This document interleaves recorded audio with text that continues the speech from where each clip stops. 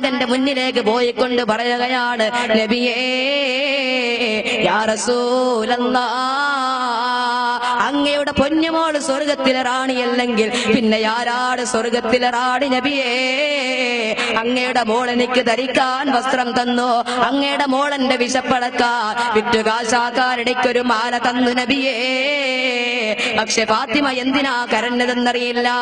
എനിക്കൊരു സംശയമുണ്ട്, ഫാത്തിമ എന്തിനാ കരഞ്ഞതെന്നറിയില്ല. എന്റെ കൈകളിലേക്ക് ഫാത്തിമ ഈ മാല വെച്ചു തരുമ്പോ അങ്ങയുടെ കരളിന്റെ കഷ്ണം പൊട്ടിക്കരഞ്ഞിരുന്നു നബിയേ.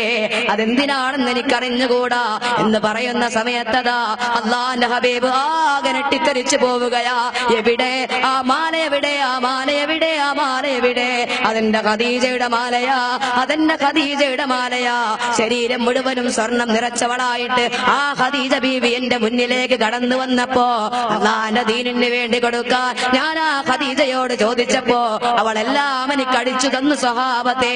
അവളുടെ ശരീരത്തിൽ ഉണ്ടായിരുന്ന സ്വർണവും പണ്ടവുമല്ല, അള്ളാന്റെ ദീനിന് വേണ്ടി കൊടുക്കാൻ ഞാൻ ആ ഖദീജയോട് ചോദിച്ചപ്പോ അവളെല്ലാം എനിക്ക് അടിച്ചു തന്നു സ്വഹാബത്തെ. ആ ഖദീജ എന്ന ആ ഖദീജ ബീവിയുടെ അവസാന സമയത്ത് ഫാത്തിമ എന്ന പൊന്നുമോളെ അരികിൽ വിളിച്ചുകൊണ്ട് പറഞ്ഞതാണ്, മോളെ ഫാത്തിമ, ഉമ്മാനെ കാണണമെന്ന് തോന്നുമ്പോ ഈ മാലയിലേക്ക് നോക്കിക്കോ ഫാത്തിമ. ഉമ്മാക്ക് തരാൻ ഈ മാലയല്ലാതെ ഒന്നുമില്ല പൊന്നുമോളെ. ഉമ്മാക്ക് തരാൻ ഈ മാലയല്ലാതെ ഒന്നുമില്ല പൊന്നുമോളെ. ഒരുപാട് സമ്പത്തുണ്ടായിരുന്നു, ഒരുപാട് സമ്പാദ്യങ്ങൾ ഉണ്ടായിരുന്നു. പക്ഷേ അതെല്ലാം അല്ലാഹുവിന്റെ ദീനിന് വേണ്ടി ഈ ഖദീജ കൊടുത്തുപോയി പൊന്നുമോളെ. പാവപ്പെട്ടവർക്ക് വേണ്ടിയിട്ട്, പട്ടിണി കിടക്കുന്നവർക്ക് വേണ്ടിയിട്ട്, ദുരിതം അനുഭവിക്കുന്നവർക്ക് വേണ്ടിയിട്ട്, ബദറിനും ഉഹദിനും വേണ്ടിയിട്ട്, ഇസ്ലാമിക യുദ്ധങ്ങൾക്ക് വേണ്ടിയിട്ട് ഈ ഖദീജ കൊടുത്തുപോയി പൊന്നുമോളെ. അതുകൊണ്ട് ഈ മാല എന്റെ പുന്നാര മകളെ ഫാത്തിമ, ഇത് നിനക്കുള്ളതാണ് പൊന്നുമോളെ എന്ന് പറഞ്ഞിട്ട് ഖദീജ കൊടുത്തിട്ട് പോയ മാലയാ. ഉമ്മാനെ കാരണമെന്ന് തോന്നുമ്പോ ഈ മാലയിലേക്ക് നോക്കിക്കോ ഫാത്തിമ. ഉമ്മാന്റെ കവിളത്തൊരു പുന്നാര ചുംബനം നൽകണമെന്ന് തോന്നുമ്പോ ഈ മാലയിലേക്ക് മുത്തം കൊടുത്തോ ഫാത്തിമ എന്ന് പറഞ്ഞിട്ട് എന്റെ ഖദീജ കൊടുത്തിട്ട് പോയ മാലയാ. ഹസൻ ഹുസൈൻ റളിയല്ലാഹു തആല അൻഹുമാ എത്ര ദിവസമാണ് പട്ടിണി കിടന്നത്, എന്നിട്ട് ആ മാല എടുത്തില്ല. ബഹുമാനപ്പെട്ട അലിയാർ തങ്ങള് എത്ര ദുരിതം അനുഭവിച്ചതാ, എന്നിട്ടും ആ മാല എടുത്തില്ല. പിന്നെ എപ്പോഴാ മാല എടുത്തത്? ആർക്ക് വേണ്ടിയാ മാല എടുത്തത്? പാവപ്പെട്ടവന്റെ നേരെ വീടിന്റെ വാതിൽ പിടിച്ചടക്കുന്ന, പണത്തിന്റെ പറുദീസയിൽ നീന്തി തുടിക്കുന്ന സമ്പന്നവർഗം പഠിച്ചോ? ആരാന്റെ മക്കളുടെ കല്യാണത്തിൽ ചെന്നിട്ട് 5 രൂപയും 10 രൂപയും 15 രൂപയും 20 രൂപയും 50 രൂപയും കൊണ്ടുപോയി കൊടുത്തിട്ട് കല്യാണത്തിന് പവർ പോരാ എന്ന് പരാതി പറയുന്ന ഇബ്ലീസിന്റെ അടിമകളായി പോകല്ലേ. ഇത് നിങ്ങൾ പഠിക്കാനുള്ളതാ, ഇത് കോഴിക്കോട് ജില്ലക്കാര് പഠിക്കാനുള്ളതാ. അള്ളാഹു ഒരുപാട് അനുഗ്രഹം തന്ന പ്രിയപ്പെട്ടവരെ, വലിയ കടകൾ തന്ന പ്രിയപ്പെട്ടവരെ, വലിയ മാളിക തന്ന പ്രിയപ്പെട്ടവരെ, എന്റെ സഹോദരിമാര് 5000-ൽ താഴെയുള്ള പർദ്ദ ധരിക്കാറില്ലല്ലോ, 2000-ൽ കുറഞ്ഞ ചെരുപ്പിടാറില്ലല്ലോ, 50,000-നകത്തുള്ള സ്വർണ്ണാഭരണങ്ങൾ ശരീരത്തിൽ അണിയാതെ എന്റെ പ്രിയപ്പെട്ട പെങ്ങന്മാര് പുറത്തിറങ്ങാറില്ലല്ലോ. അള്ളാഹു ഒരുപാട് സമ്പത്ത് നൽകി അനുഗ്രഹിച്ചില്ലേ, ഒരുപാട് പണം തന്നനുഗ്രഹിച്ചില്ലേ, ഒരുപാട് പള്ളികൾ നൽകി അനുഗ്രഹിച്ചില്ലേ.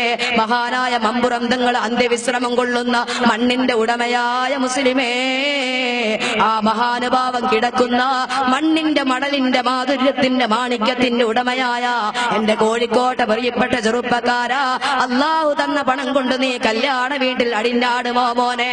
വേണ്ട മോനെ, വേണ്ട. നമ്മുടെ നാട് പിശാച് കാർന്ന് തിന്നുന്ന നാടായി പോകല്ലേ. നമ്മുടെ സമുദായത്തിലെ സ്ത്രീകള് അള്ളാഹുവേ, അവർക്ക് നീ രക്ഷ കൊടുക്കണേ അല്ലാ. നമ്മുടെ പെൺകുട്ടികൾ അന്യമതക്കാരുടെ മടിത്തട്ടിന് സ്വാതന്ത്ര്യമേകുന്ന, കുളിർമയേകുന്ന, സുഖം നൽകുന്ന പെൺകുട്ടികളായി പോകല്ലേ. നമ്മുടെ സമുദായത്തിലെ പ്രിയപ്പെട്ട ചെറുപ്പക്കാര് അള്ളാഹുവേ, നീ ഹിദായത്ത് കൊടുക്കണേ അല്ലാ, നീ ബോധം കൊടുക്കണേ തമ്പുരാനെ. പണം കൊണ്ട് കള്ളുകുടിച്ച് നശിക്കാതിരിക്കാൻ എവിടെ നിന്നോ വന്ന പാവപ്പെട്ട മനുഷ്യൻ, എവിടെ നിന്നോ വന്ന ഫക്കീറായ മനുഷ്യൻ, അവന് വേണ്ടി ആർക്കും കൊടുക്കാതെ മാറ്റിവെച്ചിരുന്ന മാതാവിന്റെ മാധുര്യത്തിന്റെ ഓർമ്മക്കുറിപ്പാണ് കണ്ണുനീരിന്റെ മാല. അതെടുത്തു കൊണ്ടുപോയി കൊടുത്തതാരാ? ജന്നത്തുൽ ബഖീന്റെ സ്വർഗീയ പൂന്തോപ്പിലെ ഏറ്റവും പ്രകാശമുള്ള പൂവേ ഫാത്തിമ. ആ തോട്ടത്തിൽ അങ്ങനെ ഏറ്റവും മണമുള്ള പൂവേ ഹൂറി ഫാത്തിമ മുത്ത് ബദ്റുദ്ദുജായ റസൂലേ ഉമ്മത്തി ഉമ്മത്തി എന്നോതി വിട ചൊല്ലി ത്വാഹ റസൂലുള്ളാഹ് മുത്ത് ത്വാഹ റസൂലുള്ളാഹ്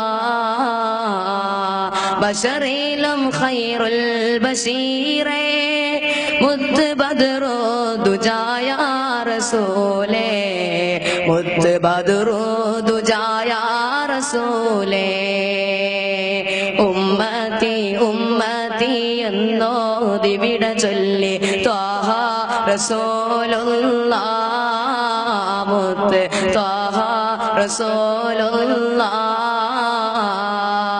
രാജാതിരാജനായ തമ്പുരാനെ മാലിക്